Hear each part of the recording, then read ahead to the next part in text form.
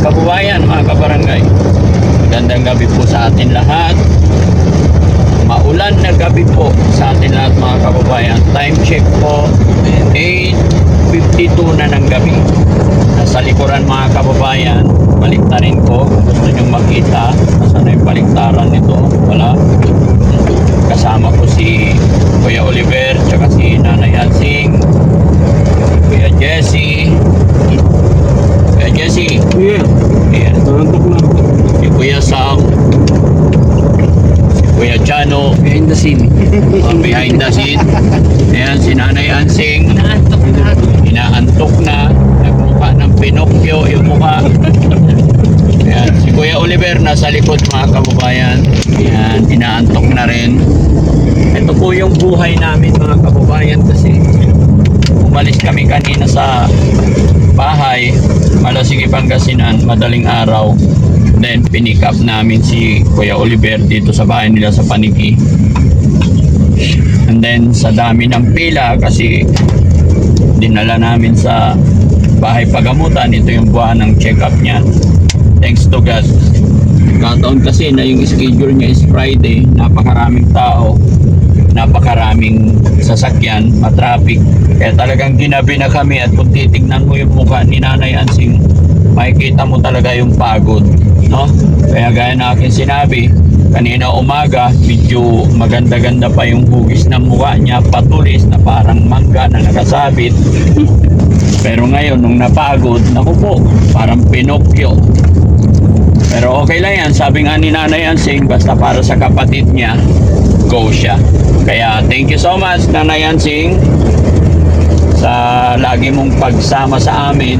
Oo, Dati Frankie, kahit masakit ang ulo ko, kung kay Kuya Oliver, sasama at sasama ko. Kasi yun lang naman ang tanging magagawa ko. At saka wala naman kaming ibang aasahan, Nanay Ansing, ikaw at saka si Kuya JJ, no? Oo, saka nahiya din ako sa inyo kasi kayo ay talaga yung nagka-guide sa amin at talagang tumutulong. Yun lang naman suportang ginagawa ko. Kaya yun lang ang magbibigay ko. Dapat ako nga ang mahiya sa inyo, Dati Frankie. Naman nakaka-touch naman talaga, ibang iba Kayo na. ang talagang matyagang naghihintay. Very good na naman. Ibang iba na talaga si Nanay Ansing na yun, mga kababayan. Goods na siya. Kaya dyan, wala nang baliktaran to, kagaya ng Samsung ko na pindutin ko lang.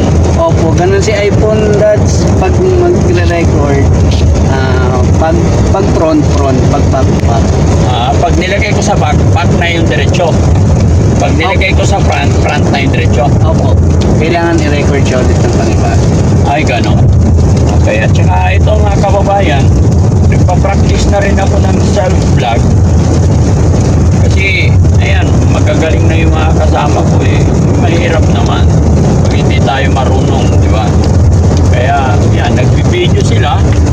Bibidyohin ko din sila. Di ba? Binibidyo ako, bibidyohin ko rin sila. Kasi baka mawalan kami ng trabaho. Ay, hindi. Ayan. Pag nag-video ka lang. Siyempre, kasi si Kuya JC, mga kababayan niya, siya driver lagi. Kaya ako na lang maghawak ng camera. Shoutout naman dyan, Kuya Jess.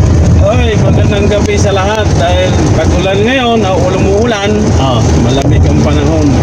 Masarap may kaya ka. Kaya akala ko kape, ano ka ba? Kaya kape pa na yun. Kaya asawa ka na yun. Manahimik ka na. Kape lang po, sapat na, mga kababayan. Maulan. So, yun lang po, mga kababayan, sa mga kapwa namin biyahero, nasa biyahe, mag-ingat po tayo lahat. Sa mga kababayan natin, OFW dyan, keep on praying, stay safe tayo. Luzon, Visayas, Mindanao. Ayan na naman, nag-iiba na naman ang boses ko, mga kababayan. Pero yun talaga ang trabaho namin. Kaya mabuhay po tayo lahat. Magandang gabi po. Ayan, Daddy Frankie po. Mula rito sa Luzon, nag-uulan. God bless po. Yun na. Pero sa vlog na ako dito sa cellphone ko. Salamat po. God bless po sa atin lahat, mga kababayan. Ganito lang po, gumagawa lang ng paraan si Daddy Frankie pag medyo inaantok tong driver natin, tapos ganyan-ganyan din sa tagiliran, di ba? Konting salita, mawala yung antok, mabubuhayan lahat. Yes, salamat po, God bless. Nanay Ansing, baka may napipili kang araw or may gusto kang petsa about sa blessing ng bahay ni Kuya Oliver. Ikaw lang bahalang pumili, Daddy Frankie. Sa pamahiin ninyo, baka may mga pamahiin kayo. Dilim pala dito, Nanay Ansing, paggabi. Ha? Dilim. So yun mga kababayan, nandito na po tayo. Anong barangay na to, Nanay Ansing? Kapaya. Kabayawasan? Okay. Parang hindi umulan dito.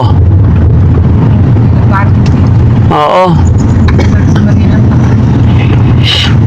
Almost 80% ng biyahe natin, lakas ng ulan in maghapon. Pagdating dito sa lugar nila Nanay Ansing, walang ulan.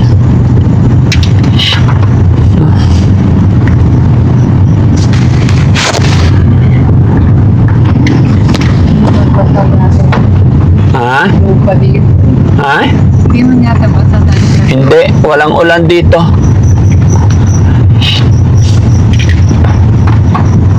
Malay mo baka bukas dito naman ang ulan. Hindi lang talaga sabay-sabay. Nakaramdam ako ng gutom ah. Si Ansing naghanda. Ha? Si Ansing naghanda yan. Naghanda si Nanay Ansing? Oo, sabi ako. Si Bayaw? Hindi na.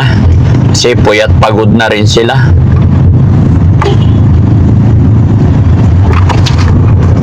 Yun, thank you.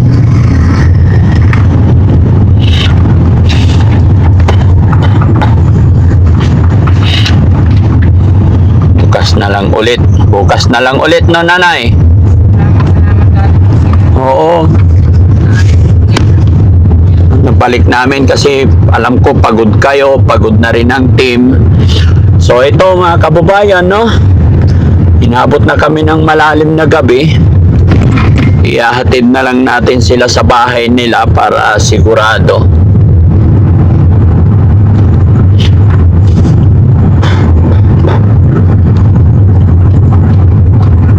Ito talaga yung routine ng buhay ng Team Daddy Frankie. Ayan na, ng kamarinan na. Alam ko to eh. Di ba, Nanay Ansing? Ito, ng kamarinan na to. Madilim sa gabi. Boundary. Oo. Kabayawasan at saka ng kamarinan. Nanay Ansing, baka may napipili kang araw or may gusto kang petsa about sa blessing ng bahay ni Kuya Oliver. Ikaw lang bahalang pumili, Daddy Frankie. Sa pamahiin ninyo, baka may mga pamahiin kayo. Wala naman, Daddy Frankie. Basta kakaw. Nauuna yung bigas sa kasi. Okay, very good. Then, pare ba o ano? Pare, Daddy Frankie. Pare, sige. Pero ikaw na ang pupunta sa simbahan dito, ha? Oo, Daddy Frankie. Kayo ang makikiusap. Ako sasama sa pare. Okay, very good. Tapos yung mga unang dadalhin sa bahay, kung ano yung alam nyo, yun na yun. Asin, Saka bigas. bigas, tubig, unan. Ay, kahit huwag mo na yun. Hindi, pwede yun yung magaan. Sige. Oo, tapos magsama ka rin ng isang itak. Ay, tak. Oo, yun ang una ipapasok sa bahay. Ganun ba? Oo. Okay? Ngayon pa lang, Nanay Ansing, bukas, kargahan mo na, ah. Okay. Bigas sa kasi ang tubig. Napaka-importante, asin, bigas, tubig, itak, unan. Tsaka yung rosary. No? Any moment, Nanay Ansing, tandaan mo, may darating pa dyan na magkakabit ng kurtina, magkakabit ng altar, ha? Oo, kasi ginagawa yung altar. Ikakabit nila dyan. So yun mga kababayan, nandito na po tayo sa bahay. Gaya na aking sinabi, atid lang namin sila. Then, abante na rin kami kasi late na. Andyan naman na yung gamot, Ate Ansing, ha?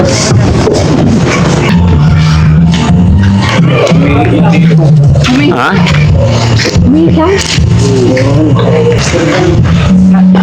O, tara na. So ayan na, nauna na si Kuya Oliver, mga kababayan.